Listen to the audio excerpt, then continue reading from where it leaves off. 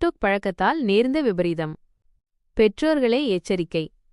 திருகோணமலை கந்தளாய் ஈச்சலம்பட்டு பகுதியில் இடம்பெற்ற ஒரு கொடூரமான சம்பவம் ஒட்டுமொத்த சமூகத்தையும் உலுக்கியுள்ளது. நடந்தது என்ன? ஈச்சலம்பட்டு பகுதியைச் சேர்ந்த பாடசாலை மாணவி ஒருவருக்கு டிக்டாக் மூலமாக ஒரு மாணவனின் அறிமுகம் கிடைத்துள்ளது. பேச வேண்டும் என்று கூறி அந்த மாணவன் மாணவியை லங்காபட்டுன விஹாரை பின்புறமுள்ள கடற்கரை பகுதிக்கு அழைத்துச் சென்றுள்ளார். அங்கு அவர்கள் பேசிக்கொண்டிருந்தபோது அந்த மாணவனின் நண்பர்கள் 3 திடீரென அங்கு வந்துள்ளனர். 4 பேரும் சேர்ந்து அந்த பெண்ணை காட்டுப்பகுதிக்கு வலுக்கட்டாயமாக இழுத்துச் சென்று கூட்டு பாலியல் வன்கொடுமைக்கு உள்ளாக்கியுள்ளனர். தற்போதைய நிலை: பாதிக்கப்பட்ட மாணவி ஈச்சலம்பட்டு போலீஸ் நிலையத்தில் தைரியமாக புகார் அளித்துள்ளார்.